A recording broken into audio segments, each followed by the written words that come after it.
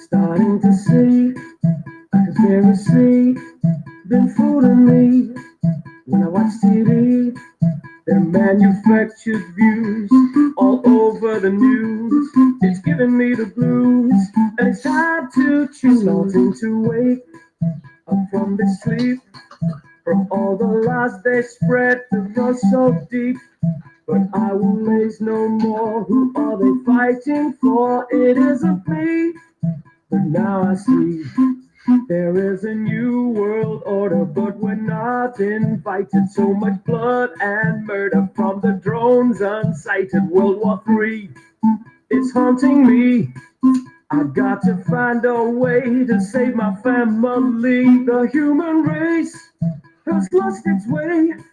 We put our trust in science, but it's us who pay. Used to be civilized, but we've been compromised. We're on a one-way train. We gotta break this chain.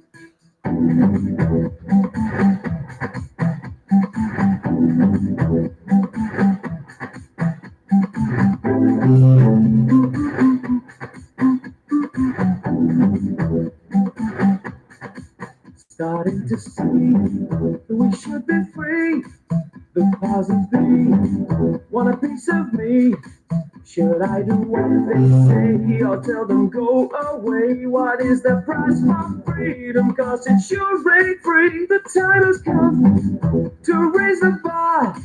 There'll be nowhere to hide if there's a third world war. So let your voice be heard and let your heart decide to stand and fight for freedom while you've still got time. Wake up, wake up. Wake up, wake up. Stand up, stand up. Stand up, stand up. Wake up, wake up. The time has come to fight. Wake up, wake up. Don't waste another night. Stand up. What are you waiting for? Stand up, stand up. Oh, they're gonna soon be at your door. Good evening and welcome to Raconteurs News for the 30th of July. It is 2019.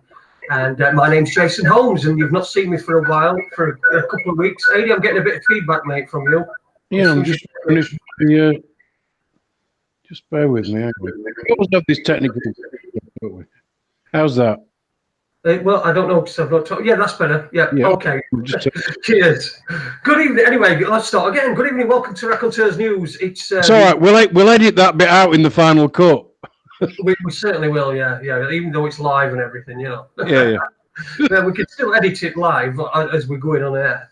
It's the 30th of July 2019, and as many of you may know, these Hangouts are finishing in August, so this is going to be our last on this format. This is going to be our last Raconteurs News on this particular format. I'm yet to discover a good format and be able to test it, but that's probably due down to me being immobilized quite a lot of the time. But we've got no guest tonight. But since it's the last show of the Hangout era, as it will undoubtedly become known, it's because it's the last one. We've been allowed to bring in games, so I brought in my favourite big teddy bear, Ade Hardy. Good evening, Ade. How are you doing, man? I was expecting then you to bring out this big teddy bear that you'd bought for Danielle years ago, and you just meant me. I love you. Yeah, oh, of course I did. I just meant you. It's been crazy, hasn't it? And it's been whack. It's been absolutely. Like I said to everybody, look, I'm in this limbo situation where I'm having an operation next week, so I've not been out booking guests because I don't know how I'm going to feel. Yesterday I was absolutely fucking shocking. So I didn't. We didn't do a show last night, and I know you've been feeling a bit tired as well, haven't you? You've been down. I mean, everyone I come across seems to be drained. Is it? Do you think there's something in the air? Yeah, probably. It's probably some radio waves coming from somewhere. I just think. I mean, I'm just knackered, and I just think it's because I'm old and decrepit. But you're right. Yeah, there's a load of people got summer colds at the minute. Apparently, in the next 10 days, we're going to have one that's not got any rain in it. It's August in a couple of days' time, and here we are looking outside at torrential rain. It's just unreal. Yeah, it's been crazy today. I mean, I managed this morning. I went to doctors this morning for my INR at about 9:20, and I went on my scooter. And I don't take dogs. I don't know dog tied up outside. Outside doctors, because you never know how in the fucking doctors. You never know how long you're going to be in, do you? So I went out, and as I was coming back, I heard some old women talking about how it was going to rain this afternoon. So I thought, right, as soon as I get back, I'm going to take dog out, because, if I leave him till, usually I take him early afternoon. But if I'd have left him, it would have been, we would have been out, and either I'd have short-circuited or gone rusty, either one or other. So I managed to get him a decent walk in this morning, but since dinner time, it's just been torrential rain. We had a little bit of thunder as well earlier on. Yeah, but we could get really old and just talk about the weather. Well, we could do, couldn't we? I mean, well, what else are we going to do? We're old and decrepit. We're old and decrepit. We could talk about. Yeah, listen, I've just got something I've got to say. Go on then. Well, 4 words really. Boris, and Donald Trump. Boris and Donald Trump. Yeah, and my comment is quite simply this. Is that it?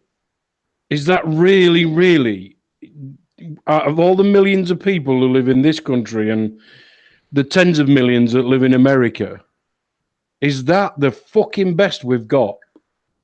And if anybody still believes that these politicians who were just puppets of the people who really run stuff, if they really still believe that they've got any influence at all, I just don't know what to say.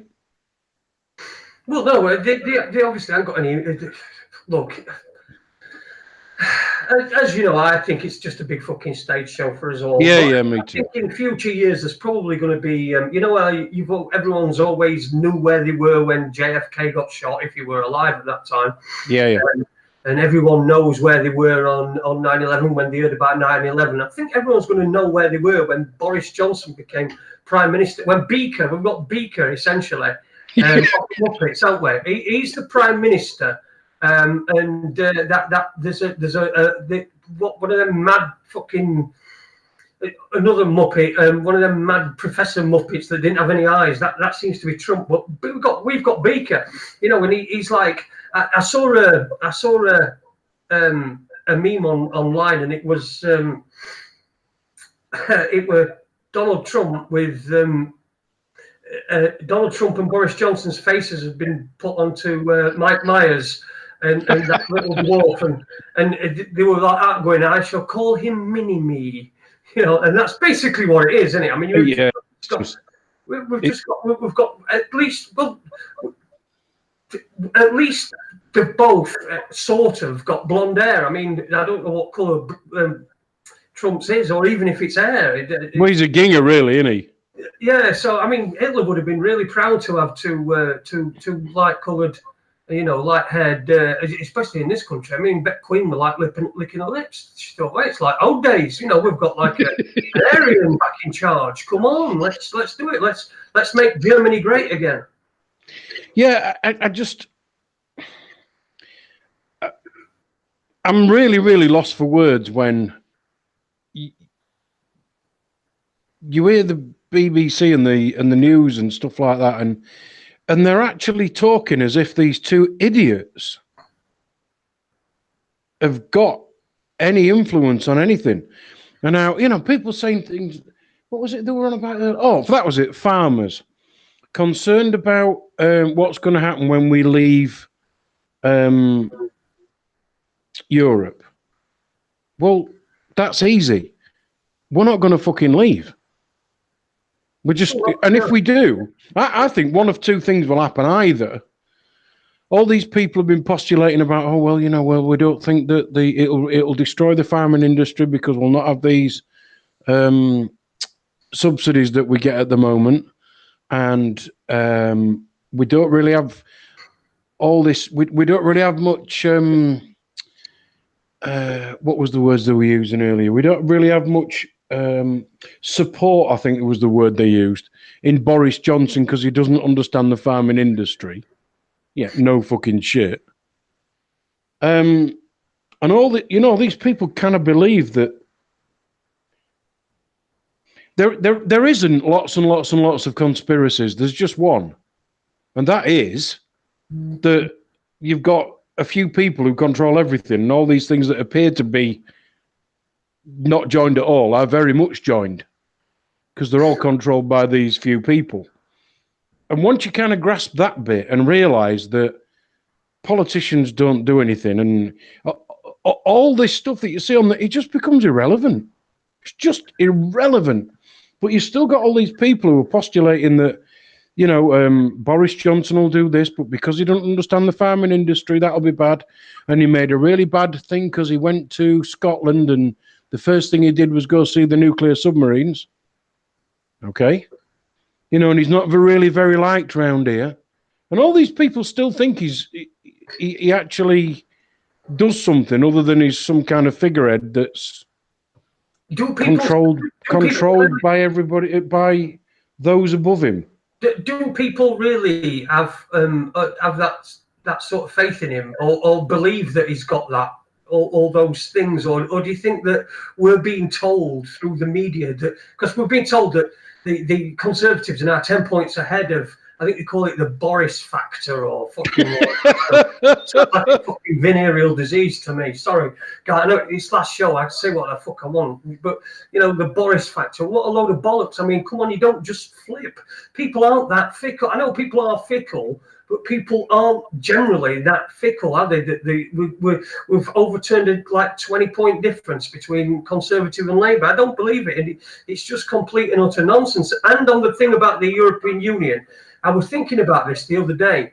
Now, if people wanted to put pressure on this country, if people wanted to do something, people that voted for Brexit, people that have got, these people in stores. Now, I remember a few years ago, there were a bloke that were done for some European law where he was selling in pounds and ounces rather than kilos and whatever, fucking grams and whatever.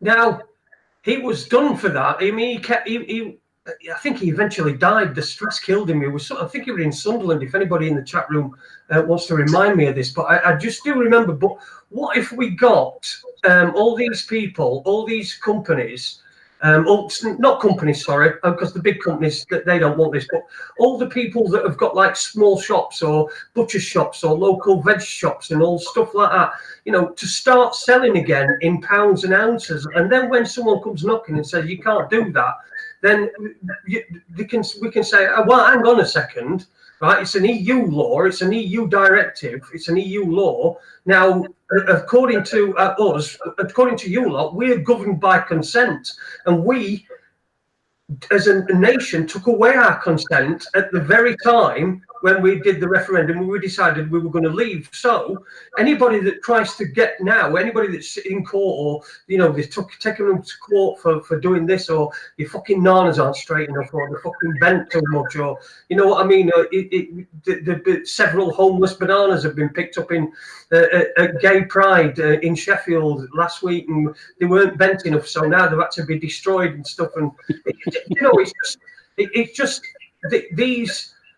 these little petty things that are coming from Europe. If we start ignoring them, if people start ignoring them, people that have got businesses and stuff like that start selling in pounds and ounces again, and then then it brings up a debate in the public. Now, if we're governed by consent, we've already withdrawn our consent from the EU, so that argument doesn't fit. Yeah, and if you said to most people on the street, including me, other than people like Angela Merkel, Who's the other one? Who's the French guy we hear a lot about? French Prime Minister. Shows how much notice I take, doesn't it? Oh, fucking! I know what you mean. What's his face? Someone will tell us. I'm still getting a bit of feedback from you, Ade. By the way. Oh yeah, sorry, mate. You know, most people couldn't even name half of these people that are supposed to govern us, and they've never been voted for. But this bullshit we've got with Brexit and how it's going to be one of two things: either we'll just not get out, and then Europe will go, see, look, if anybody else tries to get out, this is what you've got to look forward to. Or they'll let us out, but the fucking pound will plummet. Everything else will fall to fucking bits, and the European Union will go, see, look what happens if you try to get out of Europe. Because at the end of the day, what they don't want is the European Union being broken up at all. I mean, they really don't want us to leave, but you know, and that's why I'm sort of sat here thinking, it's just bullshit. It's just bullshit. Because all they're gonna do is one of those two things. But whatever happens, we ain't gonna come out well out of this. Well, nobody's going to come out well. Nobody comes out well in politics apart from politicians and lawyers and people like that. They're the people that earn from all this stuff. But if you think about what we originally signed up for, was it 73? It was a common market, thin end of the wedge. Yeah. You know, and then it's good for business. Well, it might be. Yeah, well, there's nothing stopping us to having a trade treaty with these people, trade agreement. Of course not. Of course not. We don't have to be tied to it, do we? We don't have to be stuck with it. We can trade with other people. Now, we can't trade with anybody else unless it goes through the EU. So if they lose us from that, we then take a lot of trade away from the EU, not just our own, if they refuse to trade with us, but there'll be a lot of people coming to us to trade rather than going to the EU. Because the EU... See, I think a lot of people are forgetting that, you know, we buy a lot of shit off Europe as well as Europe buying a lot of shit off us. It's a two-way thing. They want to sell us things. You know, they really, really want us to buy things from them. It's almost like people have got this... People have been duped into giving away all their power to fucking Boris and his Muppets, because they actually believe that Boris and his Muppets have some say in actually what goes on. But the whole thing's just a big fucking scam, because they don't. Because the only people that have a say in what goes on are the top people. They're the ones who, you know, tell Boris what he's going to do. Boris is not a leader. Boris is a puppet. All of them. Boris is a sideshow. Okay, of course he is. With Boris, he'll fall over a couple of times. You've got that picture of him, that iconic picture of him dangling from a wire, holding some British flags with his, you know, in his fucking suit that's like up round his bollocks and everything. It means he's like his trouser legs are that high up. I think Cat's deed. You know, I tell you, the cameraman that day must have fucking loved it. He's thinking, this picture that I've just shot is going to be going around the world for fucking years. Yeah, and it is. And then that cunt becomes Prime Minister. I mean, it's just... I do remember on this show, we had the Sirius report. The guy who did the Sirius report. Me and Andy, he came on with me, Andy, a few times. And to be fair, we used to get great numbers with him. But he was sort of talking about... we were talking at that time, and it was before Trump had been elected. And so I said to him, in a couple of years, is there a vision of, could there be, I mean, it seems impossible now, that's what I was saying to him at that time, it seems impossible now, but could we be in a position where the two of the largest economies in the world and two of the most influential countries in the world have Boris Johnson and Donald Trump, you know, and then I said to him, and as a follow-up question, I said to him, you know how they said that America sneezes, we get a cold. What happens when America trumps? Yeah, we get a shit. We get covered in shit. That's what we've done. We've got covered in shit because they don't have any doubt that the Trump effect has made as what is why Boris has been picked. It's why he's been chosen.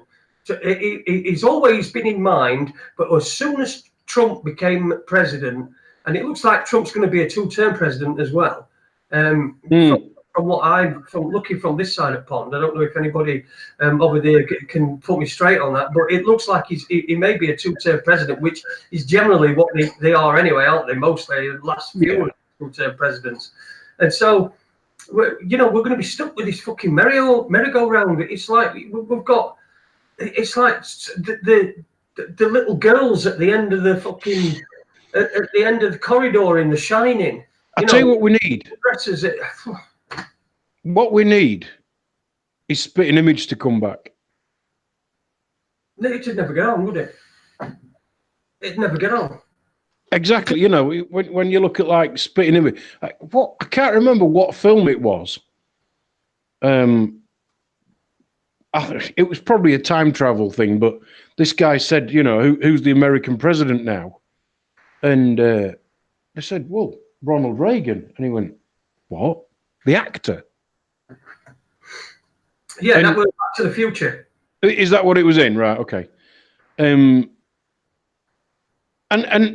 you know, when you sort of remember stuff like that, you think, yeah, how ludicrous is it really that they've got an actor? And then you think, well, hang on a minute, actor being the president. Well, that fits. It absolutely fits.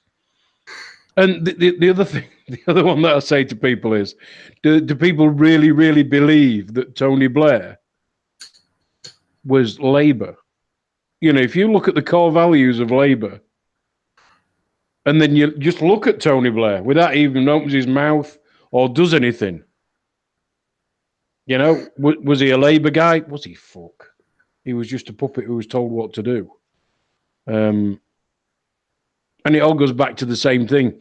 You can change the president, you can change the prime minister, but the direction that the travel goes is the same, because they're still going to carry on bombing Syria. They're still going to have to all the places, Iran, Iraq, Afghanistan. But none of them things are off the list.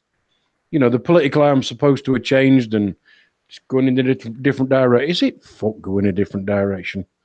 It's just all there as theatre so that people think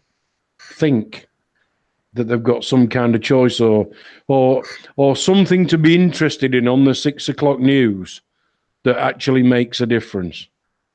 And it doesn't. Well, you could tell years and years ago when I first married, me and Danielle were first married, so we're talking, in fact, it might have been before, but we're talking 10 years ago at least, because we've been married 10 years this year. But at Christmas, somebody bought me, and this was a member of her family. I don't even know, I think it even might have been Danielle herself, but at that time really didn't know me very well as they do now.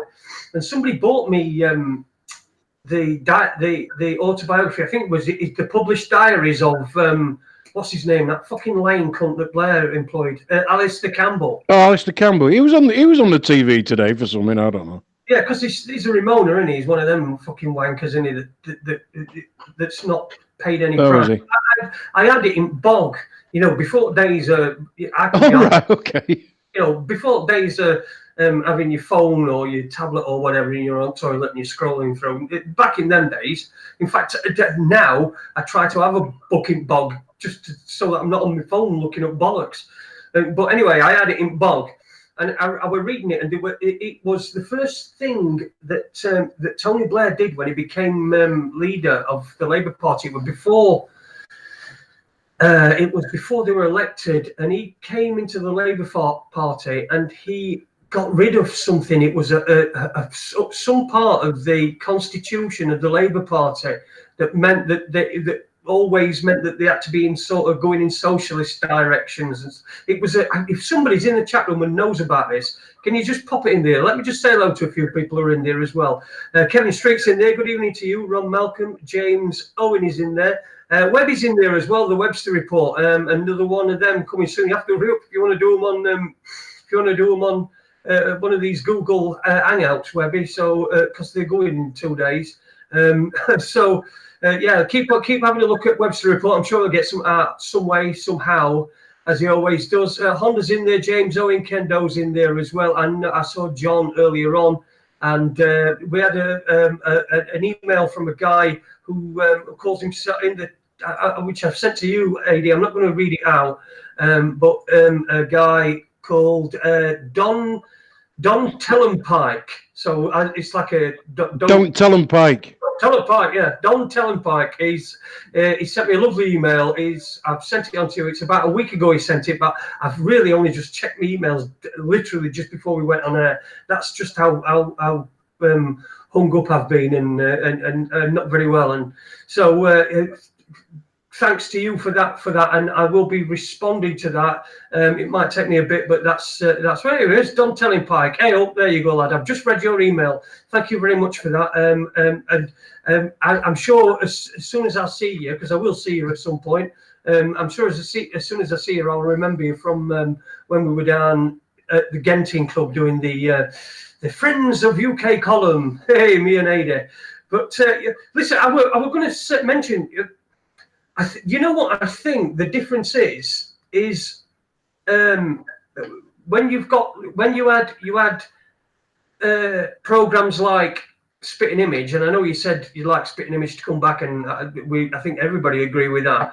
But don't you think that it was a bit of a release for the government at the time, because there were all this shit going on. We had all that shit in the 80s, didn't we, with all these ministers shagging prostitutes in Chelsea shirts and doing. I'm talking about David Mellor, and there were Cecil Parkinson who fathered children out of wedlock from, that weren't his wife's children. There were loads of children. Cecil Parkinson. Then you got, of course, what's his face? Him who went to prison.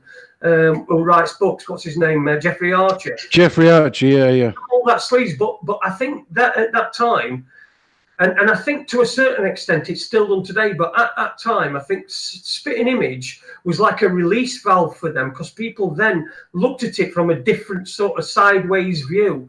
Yeah. Because they always made they always made it almost trivial these things that were going on. I mean, we were talking like Webby likes to talk about Tim Fortescue, who's on record. Who's not on record? It's a YouTube video you can find, Tim Fortescue, and he's talking about how they used to get brownie points from people that had been in trouble. He was so that they would vote with the government. So what he'd say, somebody had come to us, and perhaps it was a debt, or he'd been in a gambling debt, or he'd been unfaithful, or maybe it was small boys. But what we do is we cover it up for him, and then we got brownie points on him, and that's how it worked in the 80s. Now, Spitting Image sort of did satirize that to a certain extent, but it was, it was sort of a release valve so that people didn't really go looking, and of course they didn't have the means to go looking. Now, in this day and age, we've got Have I Got News For You, which I used to watch, but I just cannot fucking. No, it's just not there, is it? It's just utter political bollocks. The amount of shit they do on Corbyn, and I'm not a Corbyn supporter, but the amount of shit that they do on Corbyn and the amount of piss that they take out of him is just incredible. And so I think that if we had something like Spitting Image, I think that it might not. It's something as well done as Spitting Image. The stuff that's done now, like Have I Got News For You, it's you can see it. Once you know, you can see it. Once you've seen that it's a load of bollocks, you think once you've scratched your head for that millionth time and thought, Boris fucking Johnson. What about that guy in that gorilla suit that stood? Remember Angus the monkey?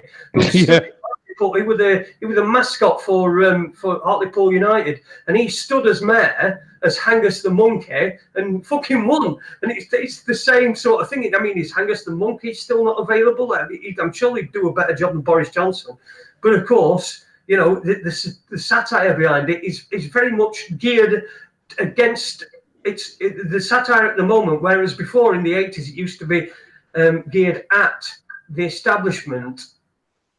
Nowadays it's there to deflect away from the establishment. Yes, yeah, I get exactly where you're coming from with that. I mean, if I remember right, most of the voices on Spitting Image were Chris Barry, as in Red Dwarf, and John Culshaw, wasn't it? Harry Enfield were on it as well.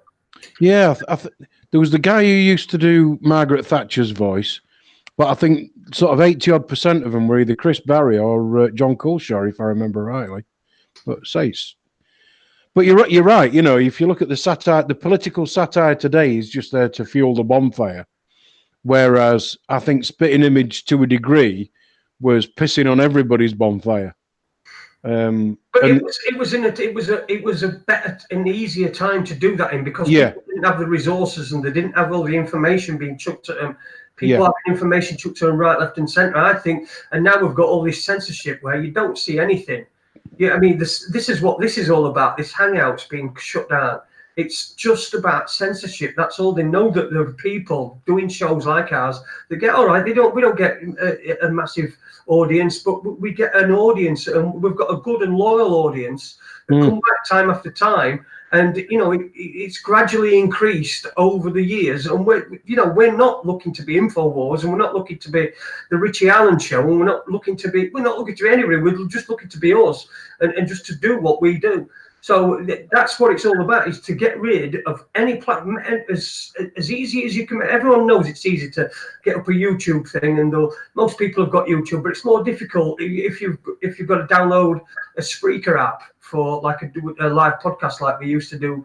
We used to do Spreaker, which would be live, and then it'd go onto YouTube afterwards. But we found this method, and this is what we've been using. And then they come and they yank it right from under your feet. I mean, they've been censoring us for long enough anyway. I can't even find anything to watch. If I go in my kitchen and I'm going to be cleaning kitchen up or doing something, trying to keep myself busy, and I've got a TV in there with YouTube on it, and it's just absolute utter bollocks that it's recommending me. But I can't find any. It recommends me nothing. It's just Formula One shit, or well, because I'm into Formula One, but I don't want to. It's not what we want to be. I'm interested in other things, and they've just completely fucking ruined it. Completely ruined it, and it's going to be their downfall as well, because they're going to lose billions in revenue. Yeah, but I don't think they're worried about that. What they're bothered about is, because ultimately they're owned by the same establishment. It's dead easy. What they want is for nobody to hear anything other than the official story about anything. So if anybody's got you can't even call it alternative, a different view to whatever. And it doesn't matter what the subject is. You're just not allowed to say it anymore. And the reason, the way that you're not allowed to say it is, fuck it, all we'll just stop YouTube finding anything. We'll use all these algorithms to hide stuff. You'll still be able to upload it, but nobody will ever find it. And then, of course, the other one, which is you can't say that, and if you do, we'll give you a strike on your YouTube account. And then you've got people self-censoring. And, the idea is that we just end up with a load of people who can't say anything about anything. You're not allowed to think anything about anything. And if people don't realize, this is 1984. This is what Orwell wrote about. This is it. And it was published in 1948. And the man knew. And the other one was A Brave New World. And the third book to add to that is The Creature from Jekyll Island. Just read all three and then go to bed, because that's it, really. Listen, I've been trying. What you were talking about censorship, and I've been trying to get myself banned off Facebook. I've just done it. I've not abused anybody or done anything, but it was a Sheffield Star program about not a program, a Sheffield Star article.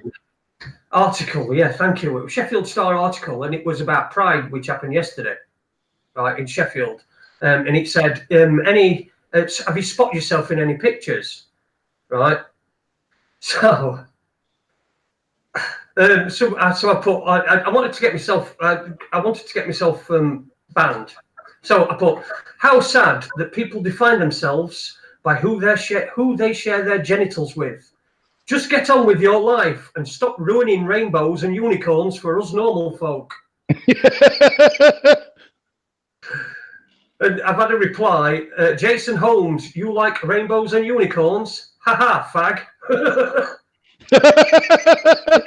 Oh, brilliant. Oh. Yeah. Yeah, I mean, I've actually spoken to a couple of my customers who are really, really, really, really nice lasses. A couple of lesbians who live together, really, honestly, lovely people. And then, you know, my daughter, I often talk about her, you know, she's very openly gay, if you want to call her that. And she always says, I don't want any special thing.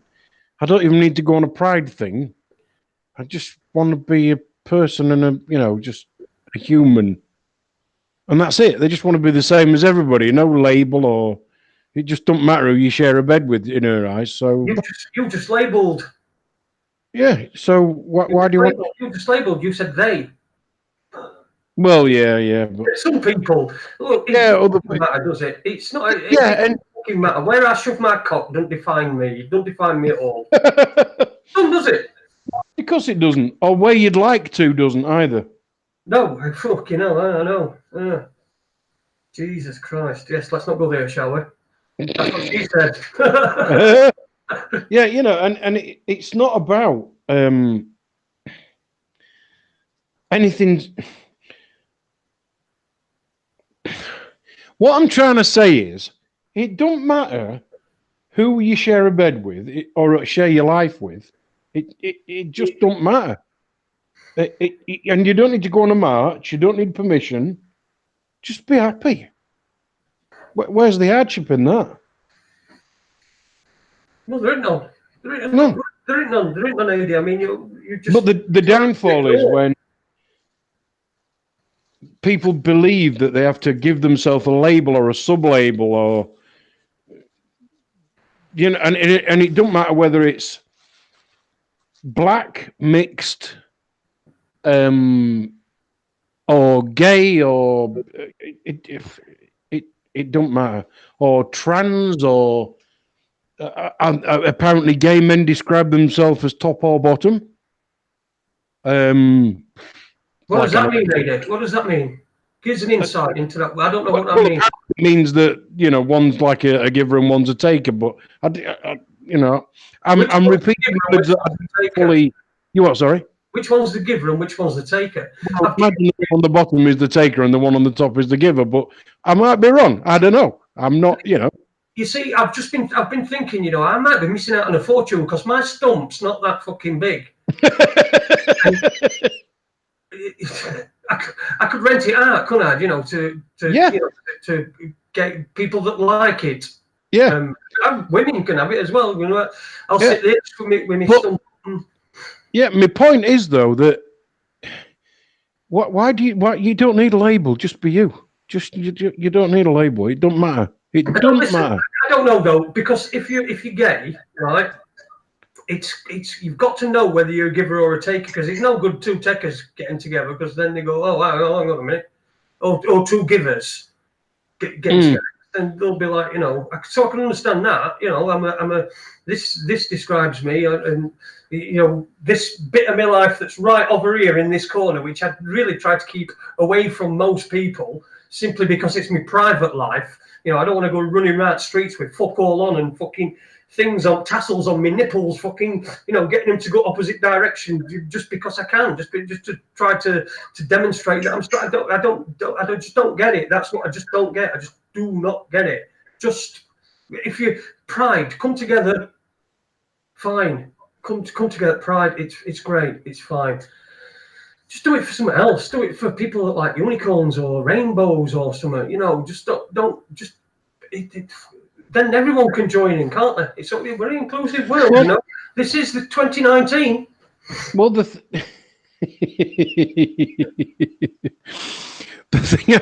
thing I'm trying to get my head around is simply this. I don't give a toss whether anybody's black, white, straight, or whatever. It just don't matter to me.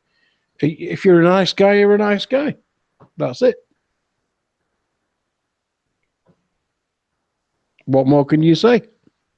Well, there you go. Nice guys finish last, as every good woman knows. Yeah. Just getting back to, you know, when you've been saying to people, you've been saying throughout this that this is the last one. I think what we need to explain to people is that in order to do this live on YouTube, you and I have got to have a conversation on Hangouts. And it's the Hangouts thing that's stopping. So all we need to try and do is get we used to use Skype, didn't we? Yeah, so we'll get another way. All we're saying at the moment is that the way that we actually do this between the two of us, but then get it on YouTube is different. So it's just the initial bit that we need to find a replacement for. Yeah. So when we say it's the last of, it's just the last thing till we use something else to have the conversation between the two of us. Hangout. It's the last Hangout. It's the last time we do it in this format, that in the Hangout format. Format's disappearing August 1st, so it's the last time we do that. We are going to stick around. It's still going to be, things are going to be a bit busy. I've got my operation next week, and then I've got a holiday booked as well. 10 days after the operation, so I don't know whether I'm going to be going on that. So things are going to be by September, everything will be back in place, back into a regular routine where we're doing, you know, what we want when we want. That's the sort of routine we like. Yeah, apart from I'm going on holiday in September. Yeah, but I'm only going to Scotland though. Don't worry about that. So yeah, Webby's in there. He just said that the last he spoke to Andy was sound, so I think that we're replying to somebody, but it's good to hear that Andy's okay as well. He's doing okay. Kendo's in there, Blazing Stars. Uni Black Sister is in there as well. Good old Uni Black Sister, eh? The 50-year-old virgin film will be written about him, believe me. It's how long's the 40-year-old virgin? How long ago was that? I mean, it must be when Uni, what's his name? Taylor, innit? I can't keep fucking forgetting Taylor. You take a lot of stick from us, mate, but you keep coming back, and we love you for it, mate. And we will set up a thingy one day. What's it? A GoFundMe to get you laid. Won't we? Won't we, Ade? Yes. Yeah. It's asking to come on as well. What do you think to that? You what? Sorry. Taylor is asking to come on. Do you want to let him on? Well, but just before we do, what I think I've said this before. What I do like about him is, if anybody's got anything to tell him, he'll go, "Oh, right, okay," and then he just completely takes it on board. You know, whether about it's the fact that he's a 25-year-old virgin, or with the fact that we're talking about 13 families, or we're talking about chemtrails, or we're talking about HARP. It doesn't matter what the subject is. He's more than happy to sort of sit there and go, yeah, well, I didn't know that, or my idea was wrong. But then again, is it wrong? Because we might not be right. You know, it's all about your perception, isn't it? There you go. I've sent him a link by Skype. So if you want to come on, you and your Black Sister, I've sent you a link via Skype. Right, Apple Charlotte. I think she's German. I think is Apple German? Hang on a minute. Hang on. Yeah.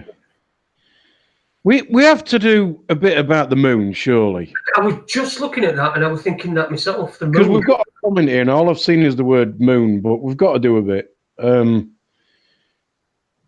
or 3, oh God, about a month ago, I was in a pub, which isn't very common for me these days, with a few guys who I know, and I just nipped to the loo, came back, sat in a different chair, and then somebody said, "So what do you think about the moon landings, Ade? Do you think they ever went?"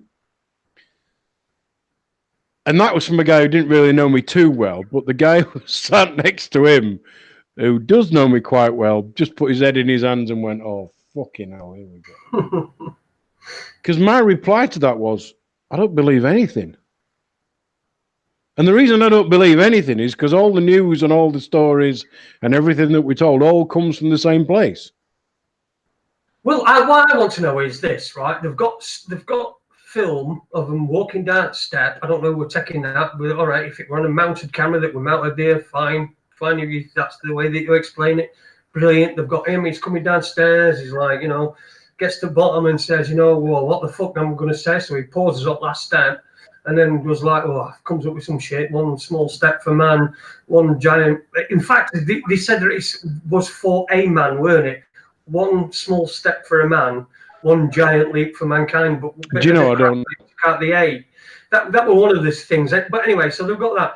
Now, what I want to know is there any footage of them taking that car out of the garage? You know what I'm talking about? The Lunar Rover, that thing that they fucking drove about on, and it was chucking stuff up in 1/6 gravity, and they were going, and they've got this. Is there any footage at all of them taking it out? And how did they get it in? Is there any on the when you see the prints and the plans for the lunar module, or the lunar module? Yeah, was there any place where it was stored? Does anybody know anything about that? I mean, it's the moon. It fucking go on forever, can't you? What was it they said to me? How I'm trying to think what he said. I think Sean said something like, but if you don't believe that they went, how would you discount? And then he tried to talk about some piece of footage that showed some bag swinging or whatever. And I just said to him, forget all that about, can we prove this bit of footage? Did that rock move? Did it really have the letter C written on it? Can you see stars in the background? Was there any wire? Forget all that. Think about, not very much before that, we hadn't even got a jet engine, let alone a rocket.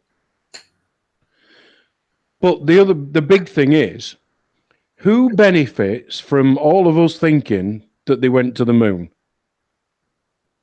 Now, I don't know, because I weren't there, didn't go up. I was 3 years old at the time. But if you forget all the technical shit, who benefits from? And now, who benefits from us believing? Well, the Russians don't, because it meant that they didn't get there first. Although the Russians might be pleased because it means that they didn't have to fake it first. Who knows? Just trying to be both sides of the argument. All of the people who supplied anything for it, and still to this day to NASA, well, they all benefit because there's loads of money to be made. And by the way, guess who owns all them companies? And the same few families, because it all comes from one place. So when you look at who benefits from, even just in them couple of sentences saying, these are the people that benefit from us all believing that they went to the moon, and there's probably 1,000 other reasons, but there's just two. Who benefits? Well, the families at the top, they're the ones who benefit. And then people say, yeah, but I can't believe that many people would be involved and keep quiet. Well, all the people that actually, let's just say it was a complete hoax. How difficult is it to feed information into all them computers all at the same time, as if it's live? As if it's live. Just like we all sit and watch TV or whatever, as if it's live, but 90% of the time it's not. There's no difference. So how would anybody know, just looking at a computer monitor, that what they were watching was pre-recorded? And then the other thing I'd say to them is, if you don't believe that people keep the gob shut, well, just look at the Manhattan Project. You know, they were invented, they were splitting the atom, for fuck's sake. And how many people were involved in that, Jason? Was it hundreds of thousands? How many? 100,000. 100,000 people. But did we go to the moon? I don't fucking know. I was 3 years old. What does my gut tell me? My gut, which is rather large, that tells me that there was enough monetary reasons and enough political reasons for people to say that we've been, whether we had or not. Mm. That's my thought. That's your favourite thing, innit? Who benefits and yeah, who benefits? Because listen, if nobody benefits, nobody would do anything. It's the one thing. If I don't benefit from picking this up and taking a drink, I'm not going to do it because there's no motivation. So who benefits is at the core of absolutely everything. I know, but I know it's at the core of absolutely everything. But there's no use in going, right, hang on a minute. These people benefit from this, and they're the guilty ones. You've got to you've gone straight to the center of the onion before you've revealed all the layers. You can't just go, "Oh, benefit," because I know it's oh, benefit. Well, yeah, it would benefit them if all these things were true and were real, and all these layers that you've peeled off, they all these dots that you connect all lead to that place. Then yes, the who benefits is absolutely key as to finding out who's behind it, but also there's the layers that need to be peeled off and need to be picked off. And completely agree. That's what shows like this are talking about. I mean, there's no people that are listening to this show or watching. Many people, well, let's just assume. I mean, assume knowledge is a dangerous thing. I mean, we don't know what people know. We don't know. We do know that there are people that know a lot more than we do on this. God, yeah. But we have to, instead of going straight down to the who benefits, it's a lot. If we start peeling through some of the layers, like, for example, you'll never believe, Ade, you will never believe this, but this is honestly, this Danielle came home today, and she's got a manager on who's covering for the manager who's away, and you know what job she does. I'm not going to say it. Yeah. You know what job she does, and you know what what stuff like this could look like. But she said she was talking about me. She were on about because she's got some time off coming up when I take my when I have my operation, and he didn't know anything about it. So she told him all about me and what had gone off, and then told him. He says, "What does he do?" And she says he does like a show, and you know, they have guests on and they talk about things, even, you know, like flat earth and stuff like that, and moon and space travel and all this. Anyway, this bloke said, he went, well, he says, I stood on the other side of the ocean, of an ocean in Florida, and watched at Cape Canaveral and watched a shuttle set off and fly off. It were so he were on the other side of this, like, big pot of, you know, this big body of water. On the other side, he sees this shuttle go off and go. He says, well, if it didn't go to space, where did it go? Because, you know, nobody's ever flown without going to space before, has it? You know, and she said, I was just there and I was just about to, you know, say something to him, and she thought, now I'll just leave it to him. I'll leave him to it, to his little thing. That's because I said to you should. There's me. I'm going. You should have said, well, how come when the shuttle goes up, it goes off and it flies off at a sort of a tangent like that? It don't actually go straight up. You would have thought it goes straight up through space, through the ozone and the stratosphere and what have you, and go into space. But it doesn't. It curves off. It tilts off. What does it do? Does it go? Listen, I don't know.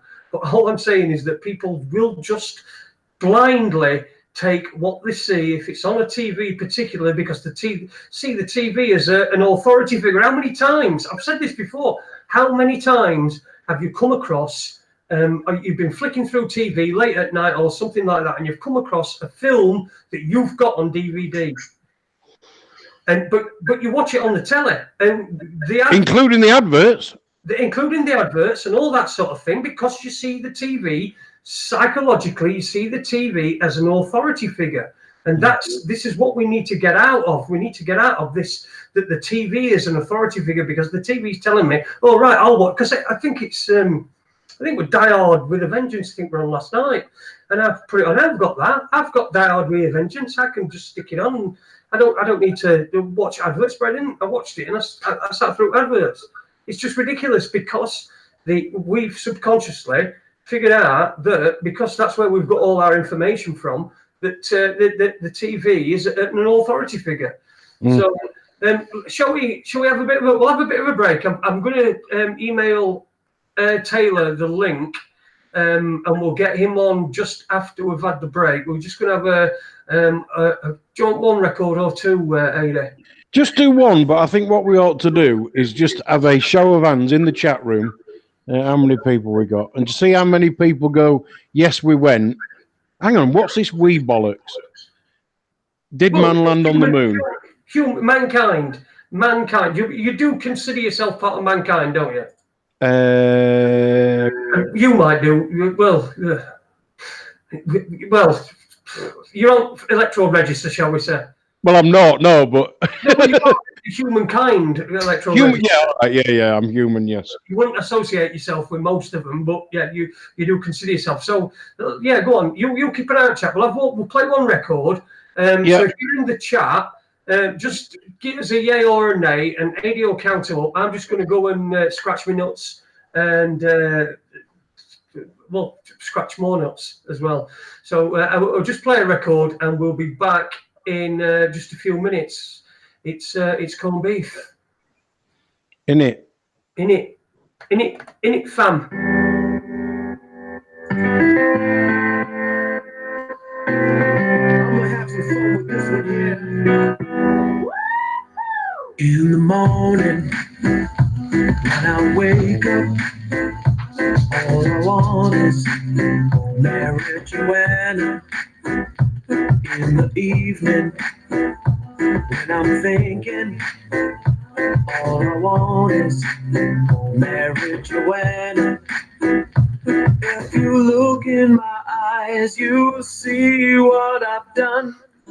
Every minute, every hour of every day. But life is like a smoke. In the end, I'm gonna choke. So all I do is live my life from day to day. Oh my God, you know you better watch yourself, because I know you're waiting on that one. Cause I'm telling you, Nana, cause you know the one that said, take us away, and you let me see you do the run, the one that they clan, and the one that done. Cause I know you cannot be me now, what you wanna do. Cause I'm about to break it down, me, cause that's all that, cause you know you cannot spin me now, let you want now. Dip in the back of the night, because I'm telling you, what bar, cause I cannot wonder. Because you know you like the way you put that, because I'm telling you fools what I put that, and in a mercy. Now what you wanna do, and in a mercy. Now what you wanna do, and in a mercy. Now what you wanna do, and in a mercy. If you look in my eyes, you will see what I've done.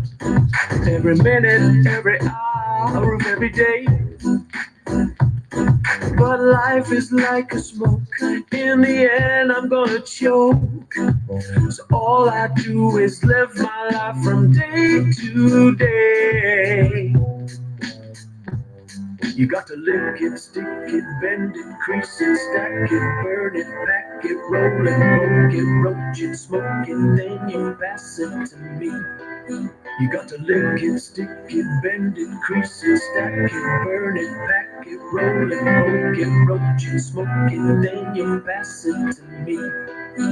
Come on, baby girl, let's get it going on. I'ma hit the highway and do it my way. It ain't no game, girl, so I don't play games. I keep it up straight, right up in your face. So make your mind up, cause life is too short. I got the best on, boy, put your belt on. Stop acting all cool. Kanye West, boy, you be riding through the wire and they come and get on fire. You don't want that, no, I don't want that, no. This goes up to kings and chicks, so slow. Hit the backseat when you're doing the licking, kissing, squeezing. Do the damn thing, man. In the morning, when I wake up, all I want is Mary Joanna. In the evening, when I'm thinking, all I want is Mary Joanna. In the morning, when I wake up, all I want is Mary Joanna.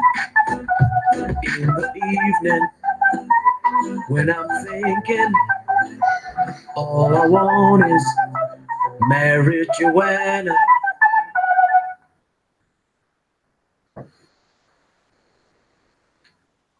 He never told me why he wanted to marry Joanna, but by judging by that song, he certainly does. That's Heath Dweft. That's the last time you live on Hangouts. It's only the Hangouts, so we're not going anywhere. We're going to be finding a new formula, a new format, and a new place for us to all meet up in secret, so that the government don't listen to us, because they'll listen to us from all sides. If that's what if you believe any, I mean, there's such a load of bollocks going about on independent media. That thing Lee Garrett, the 5G thing, I'm going to have to do a video on that, and I'll just put it up on YouTube thing. Anyway, welcome back to Raconteurs News. It is the swan song for the Hangouts. It's the last show we're going to be doing on the Hangouts, and I've got Ade with me. Evening, Ade. All right, mate. Did you enjoy your slash? And how did the poll go? Well, for those that in true democratic style, which, as you know, is not my style, about only a third of the people chose to vote. But of those that voted, it was a definite no, we didn't. No, of course not. And also, it's not just the Americans as well. The Russians are in on this. Many people haven't heard of this, and I watched this a few years ago. In fact, it must be over 10 years ago, 10 or 12 years ago, when I first really got into this. But I came across the Great Cosmonaut Conspiracy, and it talks about the first man in space wasn't Yuri Gagarin. It was a guy called Vladimir Ilyushin, who he was a pilot, and Ilyushin Planes was his family's company, Ilyushin Planes. They made Ilyushin Planes, but Vladimir Ilyushin, he was the one who made the attempted first flight into space, and it ended up crashing in China. And the relations between China and Russia at that particular time made it, they had to bargain for him. But it's a really, really good documentary. Whether you believe it or not, it's a really good documentary. I'd recommend it. It's called the Cosmonaut Conspiracy or something like that. And just even if you looked up Vladimir Ilyushin, you'd probably be able to find it there. So it's not just we'd say us, won't we? Because we're talking about. I don't know why us includes America, but we're talking about us as in Westerners, really, aren't we? When we say we went to the moon, I mean, we didn't go to the moon, really, did we? Come on. I mean, even if that was an actual space mission, if it was all genuine, it weren't us that went. You know, we had to wait for Ellen Charman to go and pretend to be on Space Shuttle. Yeah. Which is probably why that space centre opened up in Leicester. That's probably where they do her bit, you know. Hers and what's his face? That bloke from Sheffield. What's his called? Tim Peake. Is he from Sheffield? He's from Sheffield. Yeah, he was supposed to be on the International Space Station again. A complete and utter load of unbent bananas. Just so I'm breaking the law. I've got loads and loads of unbent bananas. That is how much fucking shit that is.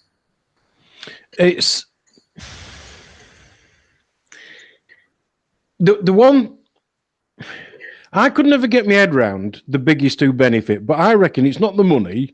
It's not all the money they can chuck at NASA and take from the American people to give to NASA, which is still the same 13 families that I keep going on about. Anyway, it's not that. It's the fact that it makes them feel bigger and us feel smaller to give us this kind of, well, I'm just little me, I can't do anything.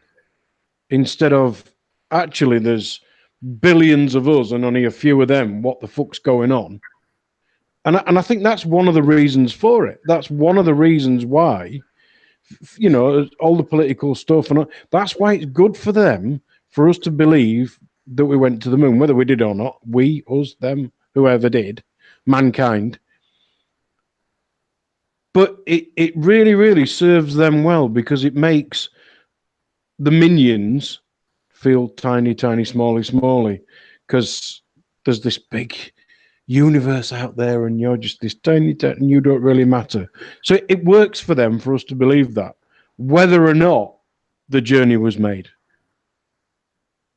I keep getting an error page now when I'm trying to get onto my email to send the link to what's his face. Oh, God, blimey. Cool, blimey, Gavin. You keep talking. You just keep. I'm just trying to get this. Unaccustomed as I am, I might find it hard. I don't feel like talking in public. I'm not very good. Oh yeah. No shit. Actually, I just sit here saying my bit, and I know sometimes we talk about the same stuff. Oh, all the time we talk about the same stuff. Yeah, because that's what matters, you know. And I know there's a load of 5G at the minute, and you know, there seems to be a lot of. I've seen or I've been aware of a lot of Madeleine McCann lately.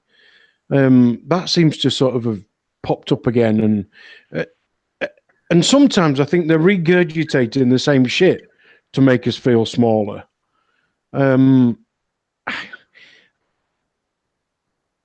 There are many, many subjects, but I think there is only one conspiracy, and it's the fucking biggest one of all, and that's the 13 families with the money. That's it, because that's where it all comes from. So yes, there's lots of conspiracies. It doesn't make them true or untrue. It just means that people are getting together to bring about an outcome. That's what a conspiracy is. So yeah, there's lots of that. Well, fucking drowning in them, aren't we? According to David Icke.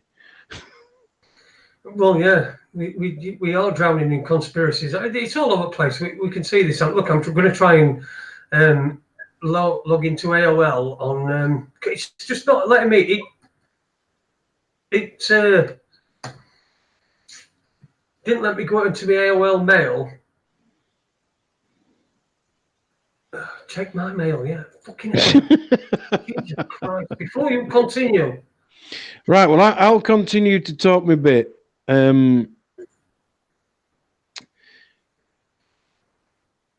I find myself more and more sort of looking around and thinking, how can people not understand this? But, you know, we were all guilty of that, weren't we?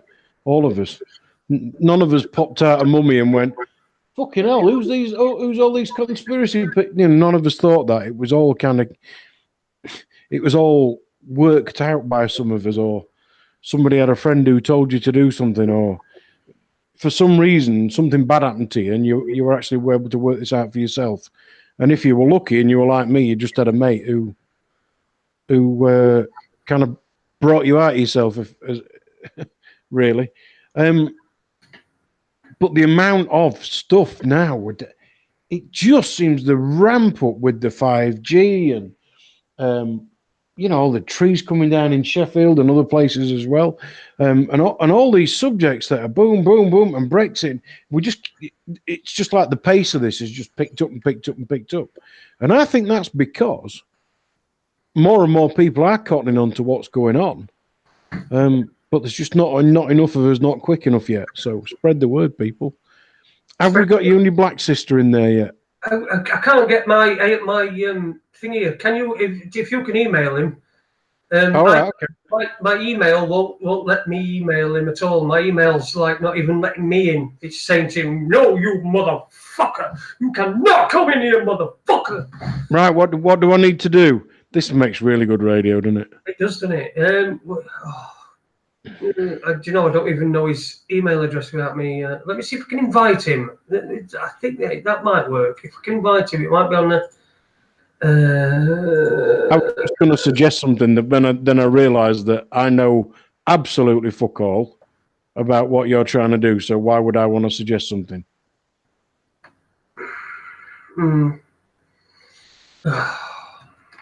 Jesus Christ! You know. What was the other one I was looking at? Oh, yeah, the other one that I was looking at today. I've sent you an invite Taylor. Go on. Oh, he's there. No, There's a He's sent a message on Hangouts that I've got. He's there. There we go. Can you hear me? Yeah, we can hear you. Yay! Yay! Taylor, Bueller. Well, at least it's better than freaking Ferris. Right. So, come on then. What did you want to talk about? Yes, come on, Peter well, Griffin I just Jr. want to just mention real quick, the whole moon landing stuff. Well, I can factually say no, we have not been there, and you know what proof I have? NASA themselves, they have admitted indirectly, yes, but they have indirectly admitted that they have never been to the moon. I believe it was in 2005. I was reading an article actually about it yesterday, talking about the reason for the real reason for this. I believe it was seven moon landings, whatever, and from 1969 to 1972. And basically, what happens is this was obviously during Vietnam, and during the Vietnam War, and basically there was a whole bunch of stuff. It's a long article. It took me at least a good couple hours to read it all.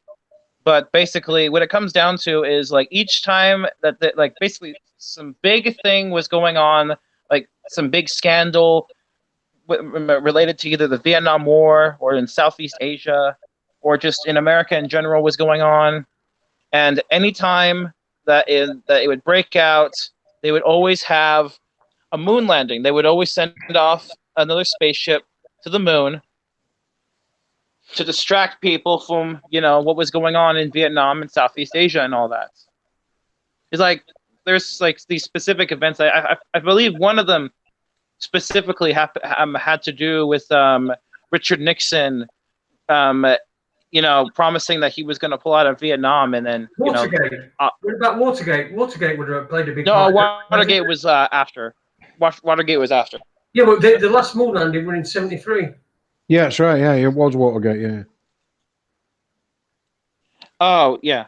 Yeah, I guess. Yeah. Oh, speaking of Watergate, I also wanted to mention. I read something interesting about Watergate. That the whole thing was basically meant to be a cover-up to get Nixon out of the White House because he was apparently going to spill some information about the JFK assassination to the public. They actually advertised for a president, and basically wanted a psychopath, and that's what they got. That's what he was. So getting rid of him with Watergate it could well be true. Yeah, because if you remember, a lot of his close associates were also in big trouble. What's his name? E. Howard Hunt. How he got in big trouble, and then of course, you have the flight, United Flight 553, which crashed in December 8th, 1972, and then his wife Dorothy was killed, and then Nixon, of course, got in the was going through a lot of shit. And then after he gets thrown out of the White House, Gerald Ford comes in as president, and he basically tries to let the whole thing go under the wayside by basically saying, "Oh, Nixon, he was all right. He there was nothing wrong with him." Didn't E. Howard Hunt say he was one of the shooters? Yeah. He was one of the guys in the JFK assassination. Yeah. Although there has been people saying that his deathbed confession, that apparently his son, what's his name, Saint John Hunt, basically forced him to make that deathbed confession or something like that. I don't know if that's true or not, but that's just what I've heard. Though, and I have heard a lot of bad things about Saint John Hunt, E. Howard Hunt's son, basically that he's like he's a druggie, he's a drug trafficker and all that. But I can't help but feel bad for him, considering how such a young age he lost his mother, in the plane crash and all that. It's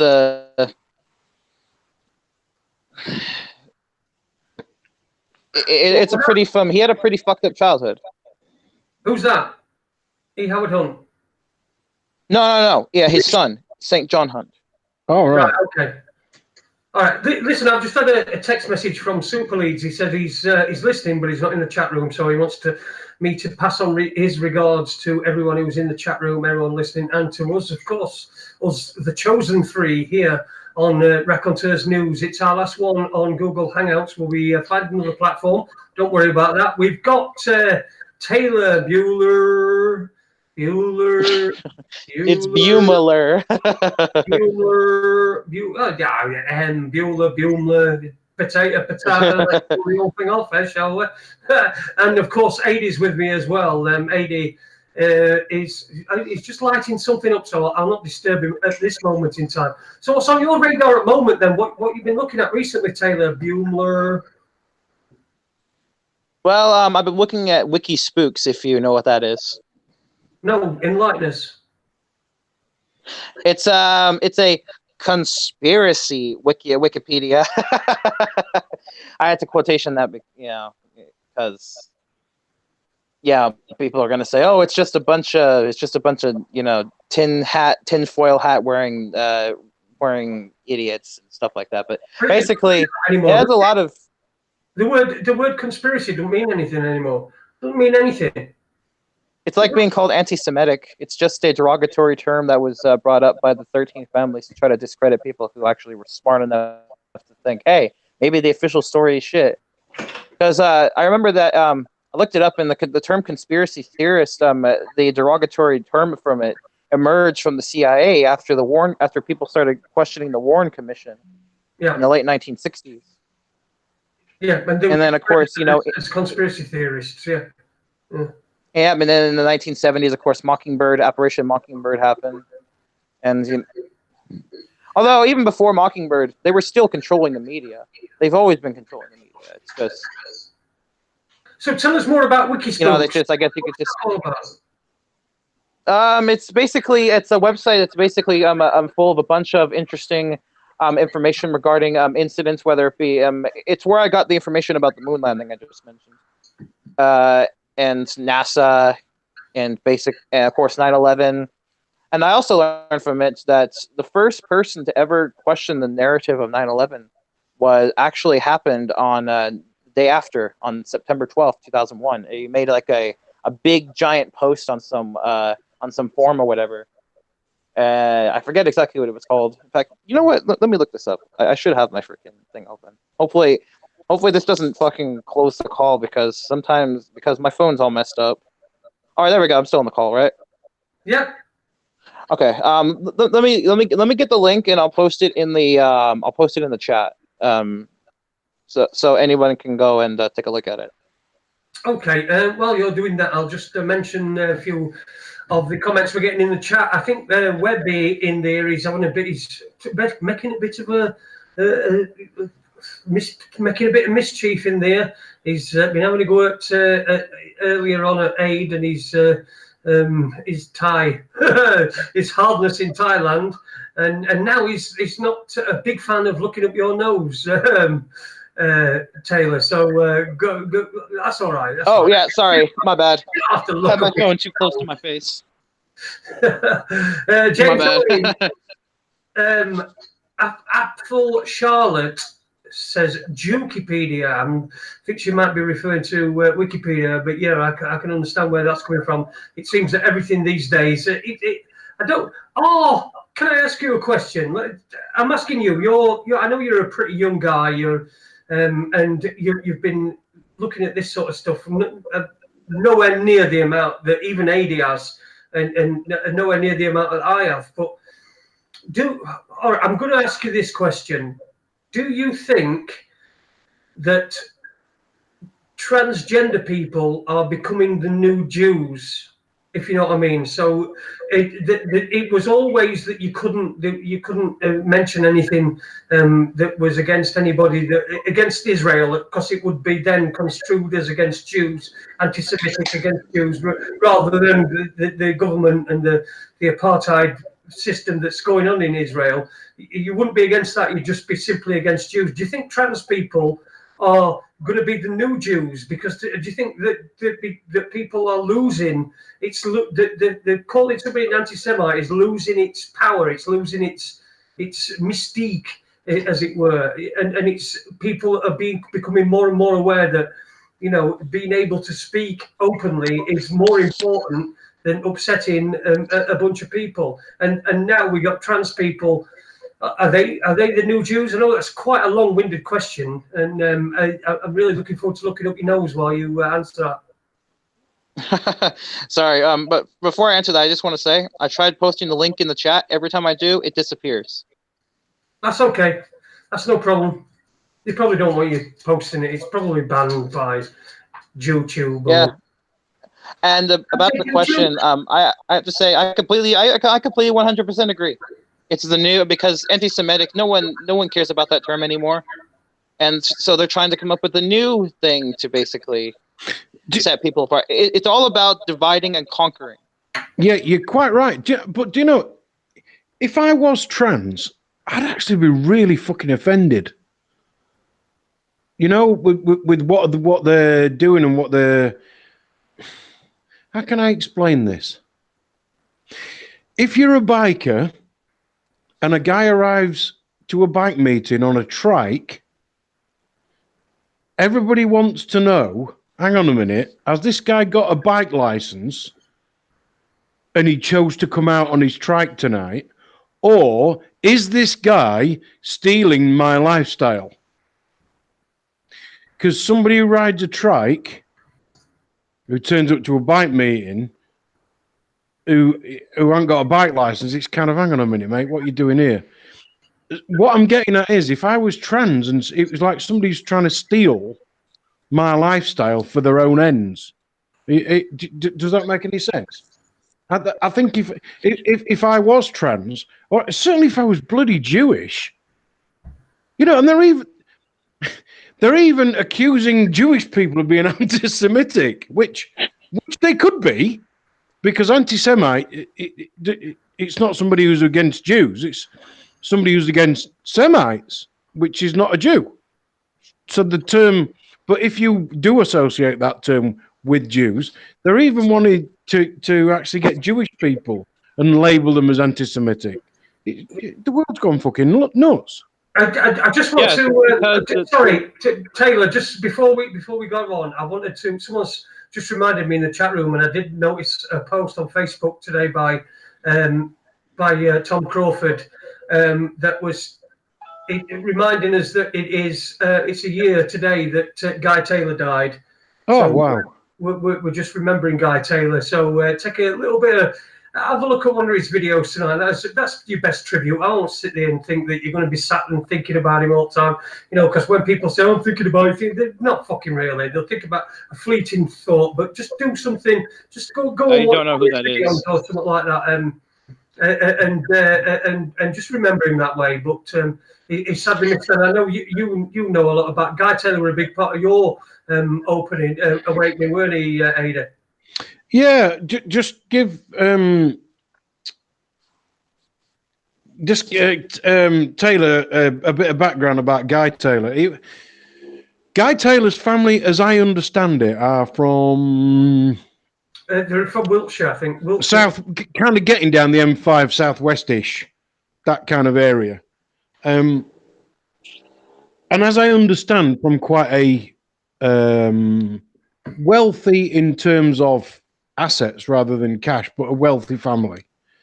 I might be wrong. He might have also had loads of liquid cash and was loaded. But what essentially happened was the authorities, through way of dodgy paperwork, certainly took a huge house, which could probably be described as a mansion. It would. Let me just jump in there, Ada. Yeah, go on. I think it was more. It was a manor. It was a manor house. It was actually an estate. So with various members of the family living on the estate, I do believe. I do believe that I don't know the story. I don't want to bastardize it, but he had a fight with the.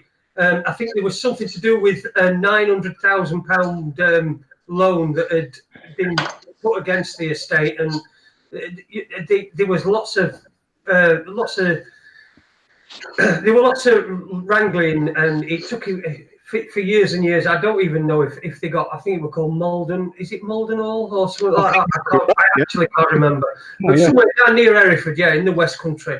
But I think we don't want to get into the guy's story and his fight. But he, just to let you know, he was just a top geezer. If you want to look for him, just do a search on Guy Taylor on YouTube. Taylor, it's fucking weird when it's saying Guy Taylor and then to Taylor. But yeah, we're a top guy, and I just wanted to remember him. That's all. Bodnam Manor, that's the one. Thank you, Dave Iron, for that. That's right, it was, yeah, Bodnam Manor, yeah. I met Guy a few times. He was, he were always. I don't know. It sort of seemed like a West Country Cockney cheeky chappy, if you know what I mean. But you know, that West Country, and he had an unusual stance about him and that. But you always knew when he was there. And I met him a couple of times, and a truly great guy. I don't claim to know him very well at all. I didn't. I interviewed him on our show a couple of times. So Taylor, you'll be able to find Guy Taylor's show on the background from. I'll dig it out and I'll find it and I'll put it on somewhere. I'll make sure it's on. And I'll promote it. So that's basically who Guy Taylor was. I just wanted to remember him. That's all. You know, the one thing that Guy used to say that always stuck with me, and that was when he was on about he'd walked into what was described as a court. And for a start, this was to do with his family's property, bricks and mortar property, as well as land, etc. But also when he was then trying to help people, he realised that all these things with courts, it didn't matter which court you were in. Sometimes all you needed was to recognise what it was. And he used to say, you know, he'd walk in and they'd say, tell the court your name. And Guy Taylor would say, this is not a court. It's an unlawful administrative hearing. And straight away, he just pulled the rug from under their feet. And that was the sort of thing that Guy did. He brought things back to basics, I think. And certainly a lot of the things that he said sparked a lot of trains of thought in my brain over the years and made me go and look for stuff. So, yeah, you're right. Decent guy. What I liked about Guy was he was always passionate but positive. Knew he'd got a fight on his hands, but was willing to do it. I remember we interviewed him. Me and Andy interviewed him once, and I think it weren't a video one. It was a couple of years ago, and I think we just did it. But we could see him on video, on Skype, so we could see him, but nobody who were listening could see him because it were on speaker. And he sat there and he can after can of Stella, and it was just as bright. I mean, I sometimes do this, and well, all the time I do this and I have a drink, and by the time I get to end of it, I'm like sometimes slurring my words. Don't bring up any particular situations, anybody at all, including you, Ade, but that does happen to me. You know, but by the end of it, it was still as lucid as he was at the beginning. And I remember his wife as well. She was, you know, at the back behind, pottering about and everything. So that's my memories of Guy Taylor. I interviewed him. I'm glad to say that I did get the chance to interview him a couple of times. And what great down-to-earth bloke he were, and what good interviews we had. And I sometimes feel that they were a bit, at that time, there were a bit of momentum that we lost. We lost momentum. There were the Tom Crawford thing, Tom Crawford situation, the Guy Taylor, there were Michael Obanisia, who I know is still going on, and he's had some significant victories, I believe, as well. But I just thought that at that particular moment, we had this big tidal wave, and it sort of, not through the people themselves, but from the situations that they found themselves in, it sort of crashed into, and it ended up in a ripples. But hopefully, stuff will come back. That sort of mentality that will come back. Yeah, and there's always a situation where you got people like Guy Taylor, and then you got Tom Crawford, and the two properties couldn't be further apart in dimensions. One was a bloody great big expensive house, and Tom Crawford's was just looked like any house on any estate. It's just a nice sort of semi-detached house, and yet you got these two guys working closely together for all the right reasons. And I quite think that Guy Taylor made a difference, and I hope that's something that somebody says about me a year to the day after I've died, that I made a bit of a difference. And of course, there were a huge number of people involved at that time, and let's not forget Webby were part of that as well. Yeah, of course, were a big part of that as well, and helping people in situations and doing stuff. I just felt that we sort of lost a little bit of momentum at that time, and I can remember being outside. I was outside the courthouse when Tom Crawford's case were being heard. And I remember the police all being there, and and there were people outside protesting, and there was stuff going on, and I felt that was a peak, and we didn't really, as an entire unit, we didn't take advantage of that momentum that we had at that time. But then again, there were people placed within groups like this, and not like this, but like Tom's and guys groups that that were there, that were meant to do things like that. They were meant to cause problems. So it's you might think people like Guy Taylor and Tom Crawford and things have not had a huge effect on but I tell you what, they're going to leave behind a much bigger legacy than most people are. And so you've got to take your hat off to them and applaud them. It doesn't matter what you think to the legalities and everything. You've just got to take your hat off to it. And so anyway, that's Guy Taylor, R.I.P., rest in peace. 1 year today since he died, and we thank you. And I'm glad to say that I was able to interview and speak to him. So that is that one. Let's get Ferris back on. Sorry, Peter Griffin Jr. How you doing, mate? But there's a few names. I've always wondered, why do you always call me Peter Griffin Jr. and stuff like that? Well, because that's what you look like. I guess. Listen, I bet you've only got that headshot because underneath you've got a white shirt and green pants on.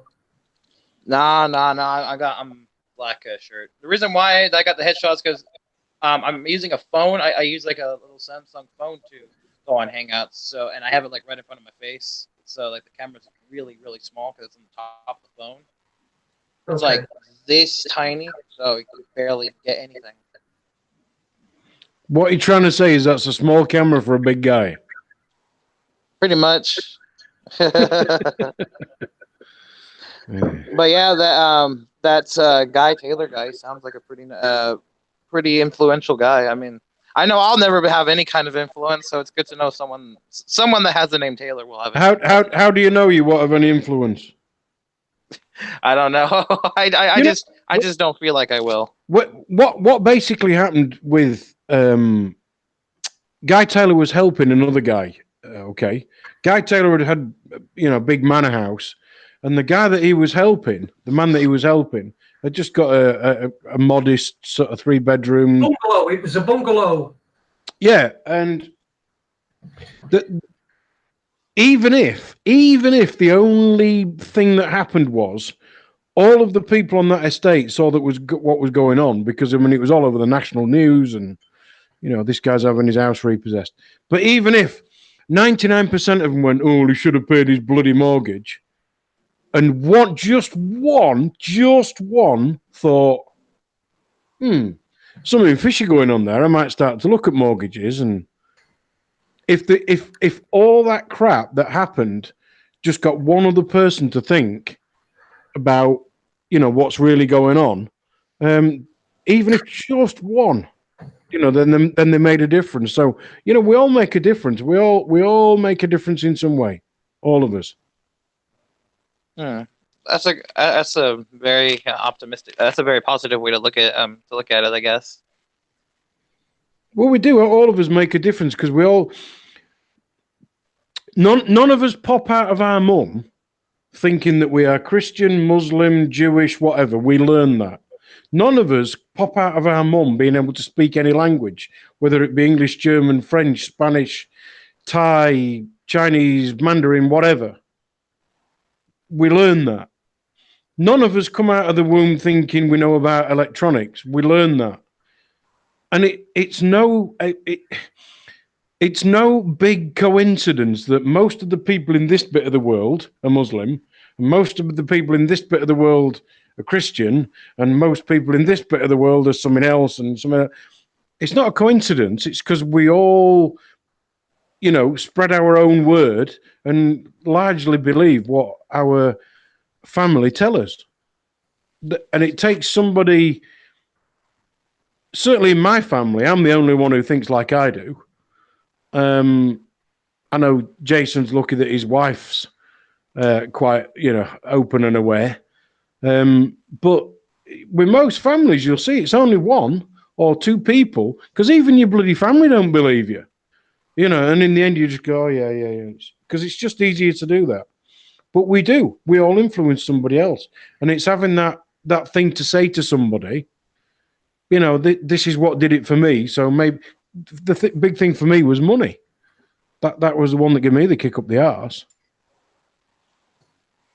By the way, I just wanted to mention real quick about what, but it's a bit off topic, but in relation to what Super Leads said. I think I found out, man, I think I have a bit of a thing for Apple Charlotte. I think we've all got a bit of a thing for Apple Charlotte. Good sake. Is that weird? Is that weird at all? Well, no, it's not weird at all. I mean, I don't. You've not met her, have you? No. I don't know. I don't know. I must be weird, like in some random person. I don't even know. Oh my God. I'm sorry. Listen, I'm sure she's very nice. I'm absolutely positive of that, because we don't have horrible people listening to our show, do we, Ade? We won't allow it. No, we just have them on. I guess Tazzy M has put, go Apple, you pulled lol. So there you go. Do you know, I'm really pleased I don't read that chat room. Oh, do you know the reason I don't read it is because I could never keep up. I'm talking, thinking, so it's just easier just to let it be something else. And that's not because that doesn't go that fast, so it's not that hard. It's not that hard to keep up. For me, I can't read the chat. I can't read the chat while talking, because otherwise it will suspend the call. Yeah, exactly. Yeah. I know what you mean. We don't want to read chat anyway. I'll read it for you. Listen. Although there are a few times when.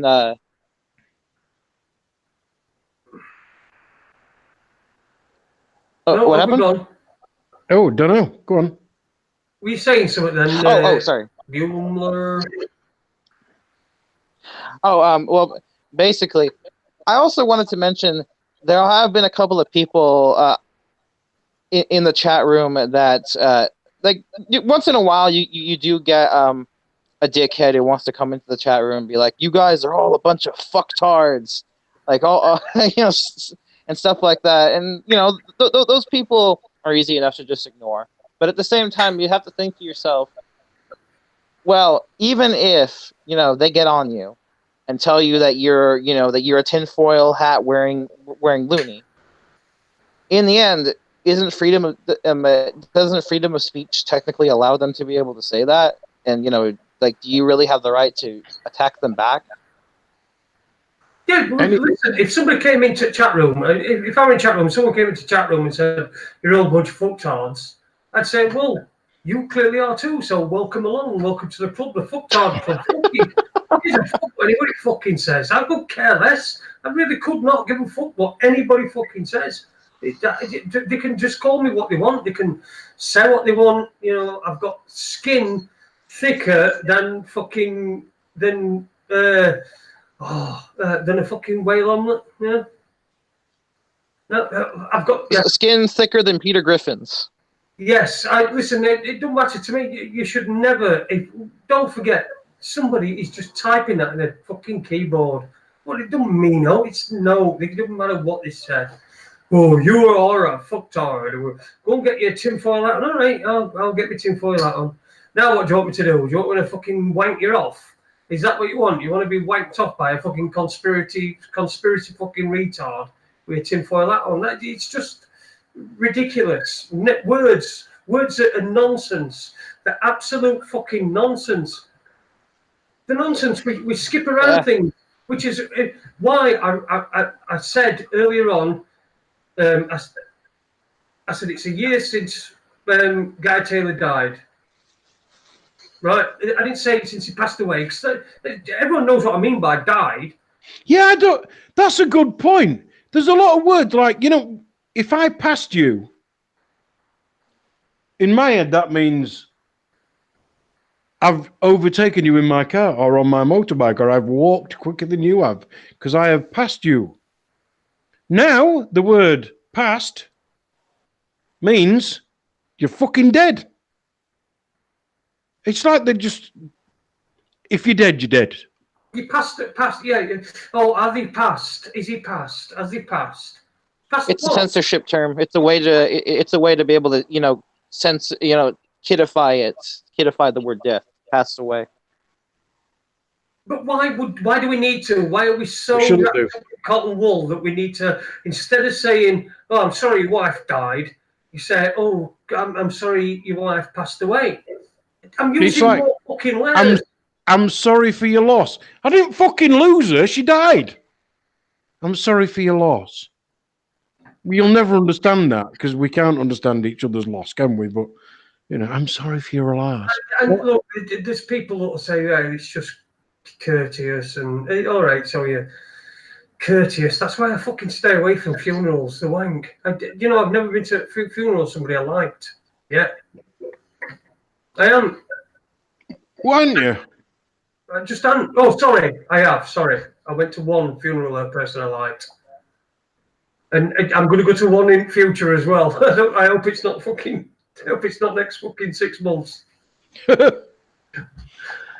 but it's just this stuff where what we do instead. I know we don't want to upset anybody. Nobody wants to upset anybody, but you're not going to upset anybody by saying died instead of passed away, are you? No. And if there's a heaven and a hell, I think I want to go to hell because it seems there's going to be more room. I'm going to have a lot fucking bigger pad in hell because nobody's there. Everyone who dies these days has got a fucking halo above their head. Nobody, you don't see them coming on and go, like some bloke come on and they say, "Oh, how describe him? What was he like? What was he like? Oh, well, he were a fucking rake cunt. Honestly, fucking, he used to kick dogs and cats and all sorts. Didn't like it round here. Nobody does that. Why? Just all right. So that's an extreme case. You just say, if it were me and somebody called me and they said, "What's your thoughts on so and so?" And I'd say, "I've got none." If I didn't like him, I'd say I haven't got any because I don't want to upset people and say, "Look, your daily parted were a cunt. I didn't like him." I don't want to say that, so I just don't say anything. But it's not a situation now. It's everyone's fucking virtue signaling and trying to be and wallowing in fucking the amount of time I haven't gone to football. I went to football once last year. got season tickets at Hillsborough. The year before, the amount of fucking at times we had a minute's silence for somebody I didn't know. I'm never going to know. It don't matter. It don't mean anything to me at all. It don't mean anything. And I'm expected to stand there silent. Don't mean no. I didn't know them. Fine. If the family want to go and stand and have a minute's silence somewhere, that's up to them to remember. But they're remembering, inside we're remembering the people who, this person who died. I didn't know him, so I'm not going to remember him. What am I remembering?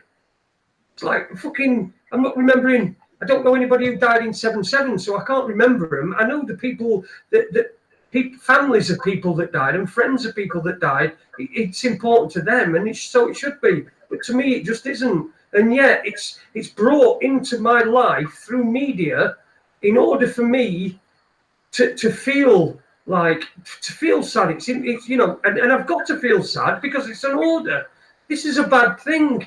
And anybody that says anything other than that is going to be fucking vilified and going to be all over the place. Why can I not? Just ridiculous. Ridiculous, man. Yeah, I agree. I also. Oh, sorry. No. You go ahead. Well, first I want to mention, did you, Jason, did you take a look at that Discord that I showed you? That I linked to you. The what? Remember, I believe it was a couple days ago. I linked you Discord to see if you could take a look at it to see if it looked like a decent alternative to Hangout. Hangouts is going away. I haven't, mate. But to be honest with you, I've been overrun with hospital appointments and doing shit like that. So I've not really been able to have a look. But I will have a look. If you send me the link, I will have a look. Hey, is it pissing it down where you are? Might be. I'd need to go and look because I've got all the curtains and that closed, but because you're in nude. No, I've got a shirt on. Oh right, okay. Oh, I thought you were in nude. I thought that was shit tan from Thailand.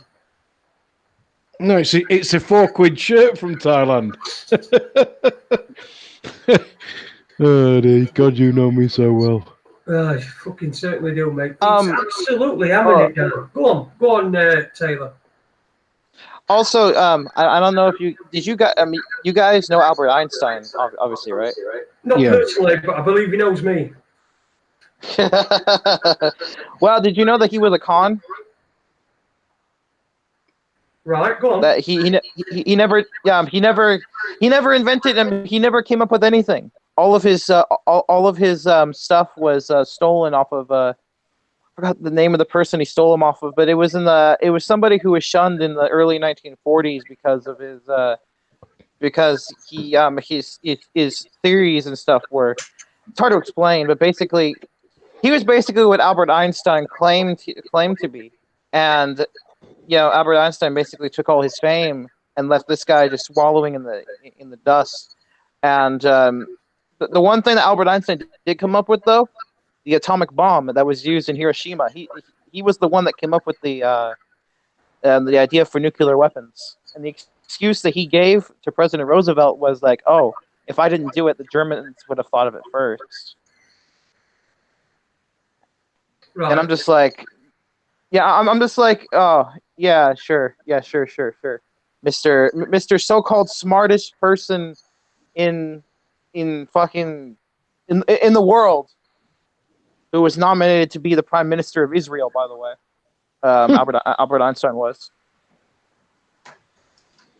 And he had fucking mad hair. That's it. That's what you need to do. You need to have mad hair. Donald Trump, fucking Boris Johnson, Albert Einstein. If you've got mad hair, Doc Brown off Back to the Future. I'd like to have some fucking hair, let alone mad hair.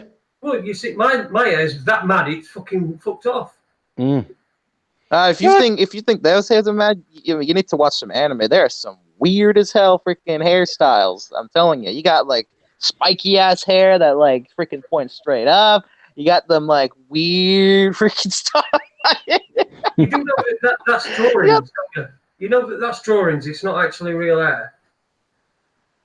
Oh, I mean, maybe you could try it in real life. I don't know how far to get, but I'm sure you could try. Can I just bring it back to the moon? Please do, All right. for God's sake, before fucking he starts getting us on Japanese fucking porn. Something, yeah. Japanese porn. Well, that's what anime is. No, we were on about the moon and space and whatever. And I think what they taught me at school was that Gagarin was the first man in space. Or was it that he was the first man to orbit the Earth? I don't know. One or the other they taught me at school. But then I'm to learn that he was either the 11th or there were 11 other cosmonauts before him that actually went into space. But there was something special about him, like he... is it because he lived and all the others died, or... I can't remember. The what? Sorry, say that again. Gagarin, where they said he was the first in space. I was taught that he was either the first in space or the first to do a full orbit of the Earth. No, he was first in space. But then you watch other stuff now that says he was like the 10th or the 11th one in space. Yeah, because he had some monkeys and dogs and that before. But he was the first. He was reportedly the first human in space. Mm. But apparently there were others that went before him, but they just didn't make it. I think he was actually the first one that lived. I think They can't even keep track of their own stories. Forgot those two words on the end of it, that lived. Yeah, NASA can't even keep track of their own fake stories. They tell so many lies they can't even keep track of which one is which. Never a straight answer, NASA. Yeah. Never a straight answer. I mean, even fucking useless cunts. Anyway, what the fuck? Taylor Bueller. What is his name? Taylor. T-A-Y-L-O-R. Right, Taylor. Bueller. Bueller. O-M-L. yeah, it's Taylor, and then last name is Beumeler. Right, Taylor. Right. By the way, I don't know if you can see the Hangouts, like the text in the Hangouts, but for this call, I linked the when I was on the Wiki Spooks what I was talking about before. I don't know if you can see it.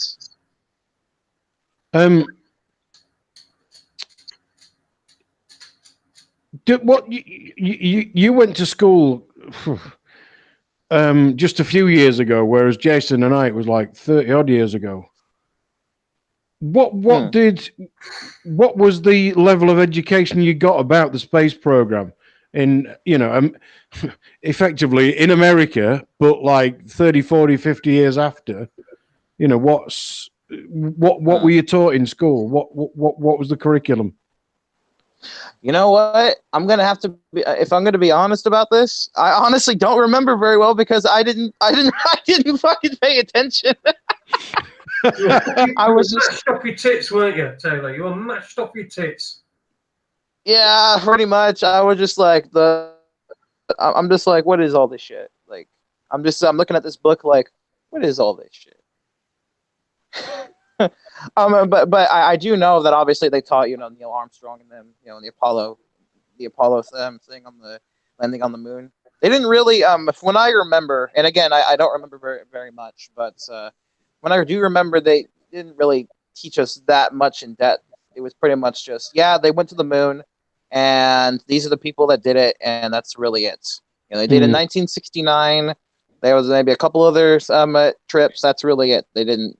Maybe there was. They didn't even really mention much of Russia. They just said, "Hey, we went to the moon. You're not supposed to doubt this information. That's just how it is." Kind of like with the JFK assassination. When you try to learn about that in school books, it's pretty much just Lee Harvey Oswald shot JFK, and there's nothing else to it. Yeah, I mean that's how we get sort of taught, skipping over history and stuff. But I didn't know if it was like much difference in what we were taught as to what you were taught in the message they're trying to get over. That was all. But it's, no, I'm sure it's the same message. I'm sure it's exactly the same message because they still think people are stupid enough to fall for their. Well, that's what I was thinking. Because if they're teaching less about it, It often says, because, you know, if you go too deep in the subject, somebody will call you out. So that's Exactly. why they talk less and less and less about different subjects. It's not that they want to, it's just because they're going to get caught out if they keep talking. Exactly. And they think people will just be satisfied. Just basically, it's like, read this book, read this fact. That's all you got to know. You don't got to know you don't got to know the how or the why or the what or the who. You don't got to know any of that. You just got to know, yeah, this is what happened, and you're not allowed to doubt this. You know, here's this piece of paper. Here's your final. Gotta, you know, fill in the blank, and then you gotta show your work. Freaking hate that shit in math class. Remember, were you ever told in math class you have to show your work, otherwise, you know, otherwise it doesn't freaking count. Listen, I've got two different, well, would you call them degrees? I don't know, whatever you'd call them, in finance, and I use a calculator every day. Yeah, it's like that's what it's meant to be used for. Yeah. But they're like, no, you're not allowed to use it. You'll be all right if you're good at maths. So you're all right to go on countdown, aren't you? At least for some sections. It kind of reminds me of how in the military, because my little brother is in the military right now because he's a fucking idiot. But basically, he's not allowed to have internet access or use his phone or anything. I was like, I'm just sitting here thinking, I wonder why. Yeah, he's not allowed to have internet because they don't want him to know anything other than the official narrative, which is the only thing that he needs in order to look after the big picture.